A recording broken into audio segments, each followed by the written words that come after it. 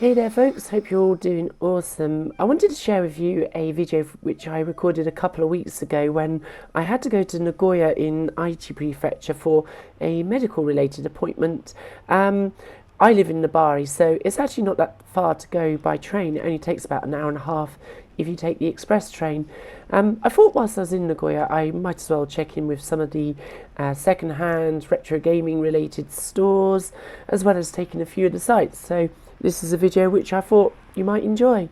I wasn't really looking to pick up that much in Nagoya because, like most major cities in Japan, the prices for retro games here are much higher in general, and being a bigger city, you do tend to find that if the prices are well priced, that things are a little bit sparser because, let's face it, I'm not the only person interested in picking up this kind of stuff. Which is why it's almost always better if you can find your retro games in a more provincial city. Okay, let's cross over to where Nagoya Science Museum is and walk through the park there, as it's quite nice and it's just lovely to walk around without all of the humidity. It's just a lovely day to be outside. But yeah, this is Sakaimachi, if you're wondering what area of Nagoya this is. I mean, Nagoya's Japan's third biggest city, so yeah, it's quite nice. So yeah, it's definitely obviously not a provincial place like Gambari is, and of course Gambari is a hell of a lot less provincial than Miyako was.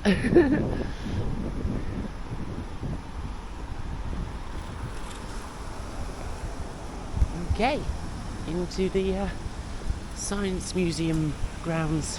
Pretty cool piece of sculpture. A leaping hare. Nagoya Bijutsukan. Looking wonderfully postmodern. It's got that very sort of late 1980s, very early 1990s boom era Japan look about it. I'd say that was probably built somewhere between, I don't know, at the very earliest I'd say 87, probably at its latest 91. I'll check that out. So I checked it out, it was opened in 1988. That's one incredibly funky building. I really like it. Surprisingly, this skate park in Nagoya is actually quite small for the city size. It is, after all, Japan's third biggest city, but yeah, I went skating the next day. Almost there. Should be a bit of fun. Everything is grossly overpriced here.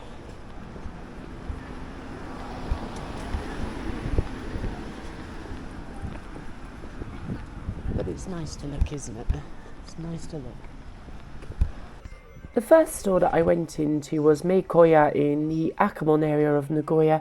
Definitely much better price than Super Potato, which is almost next door, but definitely I noticed that the prices here were a little bit higher, but there were some really good, well-priced bargains to be found in here, but they just weren't really what I was looking for.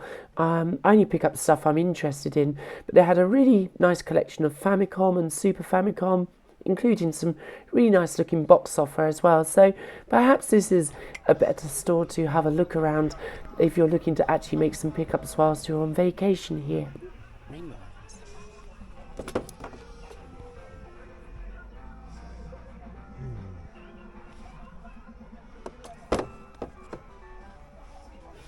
The only systems that I actually really collect for these days are the Super Famicom and Game Boy. So whilst I still look at Famicom stuff, I was mostly looking at the Game Boy stuff, and I'm kind of a little bit disappointed I didn't pick up that copy of Selection, known as Sword of Hope in the West. It's just a really good RPG for the system. There was also some quite nice boxed rarities for the Super Famicom, but they were all a lot more expensive. For example, Gokujo Parodius there was almost 3 times what I paid for it, and also Mickey's Magical Quest 3 was roughly about 3 times again what I actually paid for my copy of the game. But there's some lovely box mark free stuff there, and I didn't even begin to look through the Saturn stuff. It was just a bit overwhelming. The only PC Engine HuCard game that I'm still looking for is the second HuCard for the R-Type release, which was split over 2 HuCards in Japan.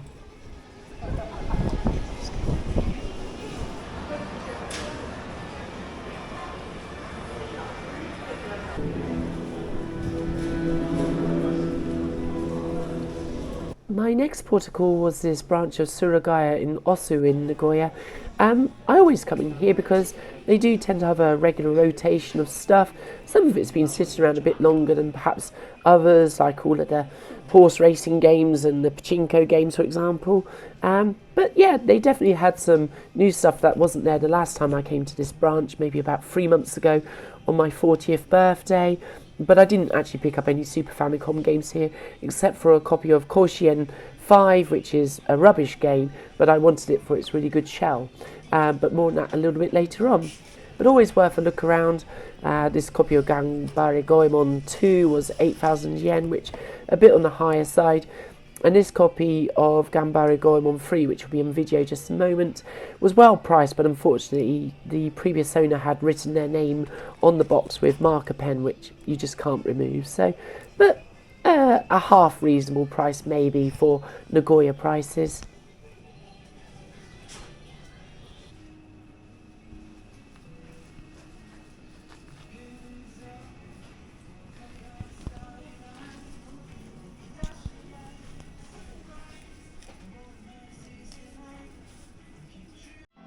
Whilst it's hugely overpriced and perhaps not really priced for locals or people of average incomes, Super Potato is worth a look through. More on that in a little bit, but more just to look, to be honest with you, and go like, oh, so that's the box that it came in kind of thing. If, say, for example, you picked up a loose box game, you can go like, oh, well, that's what it looks like, but I'm not paying that kind of thing. And for example, this copy of Super Mario Brothers, way overpriced. And seeing this copy of True Lies for the Game Boy, which wasn't released in Japan, that's the Western release there, yeah, way overpriced, even compared to European prices, for example. But yeah, it's a nice port of the Super Famicom game, but you won't catch me paying that for it. But yeah, it's worth a look around, that's for sure. This copy of Gambari Goemon, the original one, Legend of the Mystical Ninja, at just over 7,000 yen, with damage to the manual and box, was a bit overpriced as well. But certainly nice to look at their rarities. That copy of Cotton 100% there, which was recently re-released actually, and that copy of Knights and Around at 32,000 yen is way more than what I paid for the game. If you watched the video that I produced, that was mostly about my new van, Roland, that I bought at the start of the year, you'll have seen that I went to Hachinohe in Aomori Prefecture and picked up that game for a pretty good price loose, and since then I found the manual and the box for it, meaning that I completed that copy for much less, a third of the price roughly. But yeah, nice to have a look anyway, and I did actually leave Super Potato with one game which I'll point at in a moment, but yeah, I won't be walking out with Gimmick anytime soon. But after that I decided to take a walk around to Nagoya, get some fresh air and enjoy some of the sights rather than spending all of it indoors. Just come across a nice looking shrine.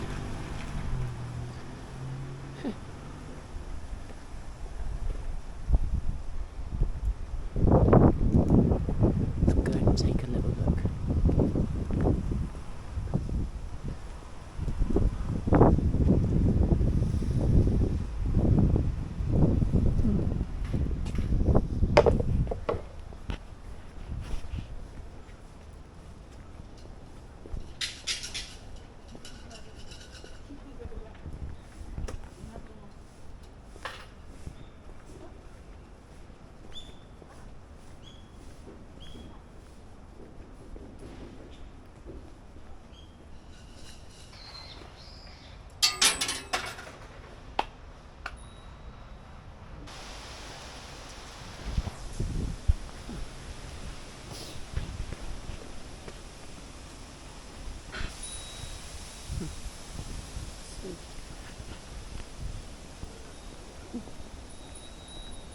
So I'm now heading away from the centre of Nagoya just to go to a second-hand store I've wanted to go to for a while.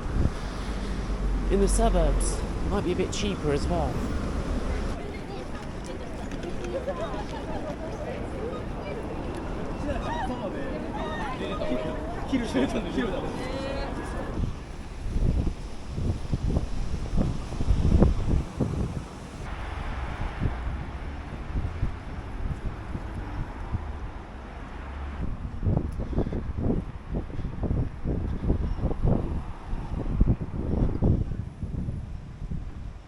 What a cool place. Proper old little industry. So after a quick train ride, I arrived at my destination, Hota branch of Otakara Soko, which means basically treasure warehouse. And it was really disappointing, if I'm honest. I would have been much better going to the nearby Atsuda Jingu, which is a really wonderful shrine in Nagoya. But yeah, what they had in cabinet was mostly all sun-faded and improperly stored games, which were just not worth anything near what they were asking for. And the stuff on the shelf was just mostly bland pachinko stuff and stuff that I've already got. So yeah, a little bit disappointing, but I didn't walk away with anything, as you might imagine. And that was the end of my Nagoya trip. So I hope you enjoyed that footage from Nagoya, and now to show you the pickups that I made there. There's only 2 of them, so this bit will be relatively short. So the first one was Koiwa Kahiki. This is a puzzle game for the Game Boy, which first came to my attention through Game Boy's channel. Go and subscribe to him if you haven't already. I'll put a link in the description. But he's been reviewing Game Boy games for maybe about 10 years or so now, and this is a simple puzzle game which, you know, is great for pulling out when you're in a queue somewhere. Maybe you've got 3 or 4 minutes, you're not quite sure how long you've got, and you just want something simple that you can dip into, set the difficulty level and fill the time. And if basically maybe your table's ready or something like that, you can switch the Game Boy off and you're not going to be too bothered about losing the progress, because you can always go back to it at another time basically. So what is this game? Well, first of all, I have this wonderful compendium here. It's the Spring 96 edition of Chosetsu Daigi Rin, and yeah, it's a really good little guide for games if you can pick one up. But anyway, it has the entry for Koiwa Kakihiki here, and it says that it was originally released for 3,090 yen, released by Pony Canyon on July 21st, 1991. So, over 30 years old. Of the game, it says, 彼女とデートするためにライブのモヒカンにちゃんとパズルで勝負する。白黒のパズルをうまく動かして彼女のいるパズルまで白い道をつなげればクリア。先にコンピューターに黒い道をつながれてしまったら負けになる。So basically what that means from the start is that you're basically playing to connect with your date, but your rival is your older Mohican's brother, and basically you're against each other, and there are 2 paths through the stage. There's the white line or Michi path through the stage, and the black path through the stage. You're playing as the white path through the stage, and all you got to do is connect your white path through the stage from you to your date before your rival, the computer-controlled character who is trying to get the black path through the stage, and you will win. However, if the computer basically connects the computer's black path through the stage before you lose. That's essentially all that it says, and that's really all there is to it. It also gives a bit of extra information about it, which basically says there's a special stage at the title gamen de shita ue migi hidari B no gawa ni osu. So basically it's telling you the button pushes that you've got to give. Gamen ga kiri kawari special start to hyoji sarete, so it will indicate a special stage or special start, and nan ido takai special stage o play suru koto ga dekiru. So basically you can unlock a super difficult or a more difficult level of play. So there are actually more stages in this game than you might first expect. But yeah, not a bad game to pick up. I paid 1,298 yen for this with the tax. So not too bad from Super Potato actually, because on Suragaya's online store it sells for 1,300 yen plus postage presumably, and likewise on Yahoo auctions probably around about 1,000 yen plus postage. So for Super Potato, not a bad pickup, I would say myself. So, or how does that saying go? Not a bad pickup, should I say myself? This is the problem, I live in Japan and I begin to forget some English. Okay, and the second and therefore last game that I picked up, and you might have guessed this because I was sniffing around some Gambari Goemon games, wasn't I, in the video, is the first Gambari Goemon game, Gambari Goemon Yuki Hime Kyushitsu Emaki. Basically it just means the rescue of the Snow Princess picture scroll. I guess what Konami is angling at there is that the video game itself is like the picture scroll depiction of that rescue. You play as the titular... Did you just say tits? Go and subscribe to GameStack, really good YouTube channel. But basically, you play as the titular, I said it again, you play as Goemon, and the second player can play as Ebisumaru, and it's a wonderful, wonderful action game with RPG elements. You've got shops where you can purchase upgrades and additional things that are going to help you through the game. You've got mini games in here. You've got boss fights. For such an early release on the Super Famicom, this came out in 1991. This is just a wonderful game, and as you can probably tell, the condition of this particular one is not amazing, but for the price I paid, it's not too bad. Now, inside it came with everything. I've got the manual there, which is in fair condition. I'd say there's no rips or tears, there's no pen in it, there's no folds. It's just a bit rumpled really, but that's really nice. And then inside I have the game itself, which I'll show you in a moment, and also I have the ever necessary AC adapter warning notice, because I need 1,000 of those, and the postcard to mail back to Konami to get all the information about their latest releases and what I thought about the game. So as I always joke, I'll be sending that off tomorrow. Wouldn't want to miss out after all. So the game itself came with the original plastic bag, and inside you can see that the actual cartridge looks absolutely spectacular. Not bad at all. Now there's a very good reason for this, because that's what I used that copy of Koshien 5 for, was to replace the front and back shell. The reason for that is because the original was absolutely disgusting, which hopefully I can cut in a little bit of video to show you.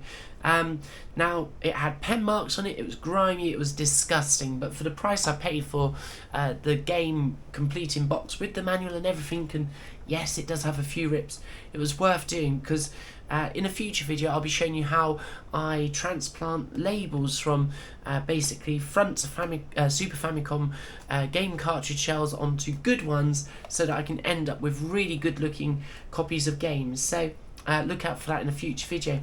But yeah, that now looks really pristine and lovely, and obviously being a cartridge game, it's got no problems with working. So yeah, not a bad little pickup. So let's have a little look at what the compendium has to say about this particular game. So I've got the entry here for Gambari Goemon Yuki Hime Kyushitsu Emaki, originally released for 8,800 yen on July 19th, 1991. So actually really close to this, coincidentally enough. Only a couple of days separating them. And of it, it has many things, so I'll just talk about the description. But it says, Goemon ga o hisama no yuki e o sagashite zenkoku o tabi suru action game. Famicom ban ni nai mayoku kara mita stage ga atte, kodo na udemae o 要求される2プレイヤー1列にエビスマルも登場ステージによって合体してプレイできる。はい。hate the reading for that kanji gatai. It's really irregular. Usually the kanji that makes that is read as go. But anyway, doesn't matter. Essentially what this is saying is that, yeah, you're basically trying to rescue the Snow Princess and look for her whereabouts. You travelled the entire country, Japan obviously in this case. It's an action game, but there is a stage which wasn't in the Famicom version. I'm not sure whether this, in some respects, is considered therefore a remake of one of the Famicom games. I'd have to check that out. I never knew that, if that is the case. And basically there's a side-scrolling stage that requires a great deal of skill from the player. The second player can play as your sidekick, Ebsumaru, and yeah, I think that's basically what it says. Yeah, I think that's pretty much it.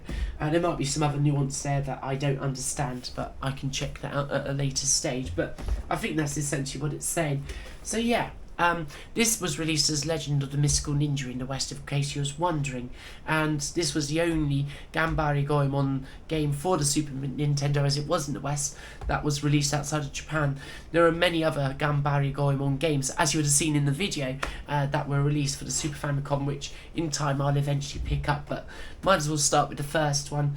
I've been looking to pick this up for a while, but I don't know why, it's just not been high on my list, but I've noticed that prices have been slightly trending upwards for this game, and not without good reason, because it is excellent. Yeah, so I picked this up in a store that was in Akamon. Some of my Japanese skill did help me out there, so look at my Japanese for Retro Gamers videos. I did 2 of them, which will help you learn some Japanese if you're coming on vacation here, or maybe you want to brush up on your skills that will help you get access to things that might not be immediately easy. Yeah, the condition for this is probably at best described as fair, but you know, it's all complete, it's all fairly good. It's not mint. I'm not a mint game collector, but yeah, my Japanese skills helped me get access to this game, and I paid 2,000 yen for the game, thereabouts. It might have been 2,050 yen or something like that.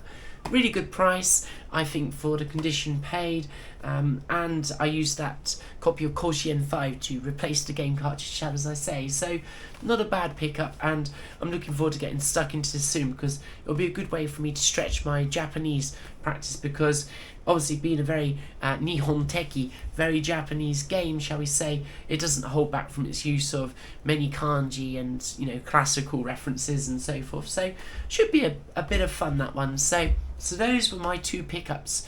I have another pickups video coming soon. I did another trip last weekend all around Mie and the very southeastern corner of Kyoto Prefecture, where I went to a number of retro gaming stores. Oh, Nara as well, actually, Nara Prefecture I went to. And I'll be able to share with you my thoughts on that soon, as well as that video where I show you how I replace the Game Boy. Game Boy? Actually, it does apply to Game Boy as well, but the Super Famicom, the front piece of the game cartridge, how I transplant labels from one to another kind of thing, so look out for that as well. But yeah, if there's anything that you want to ask me about this video, be sure to throw them down in the comments. Is there a game that you're looking out for the Super Famicom or Game Boy or another system, if you was in Japan, or if you're in Japan right now? I'd love to hear about it. Anyway, I'm going to wrap it up there, and I hope you're all doing well. See you soon. Take care. Peace.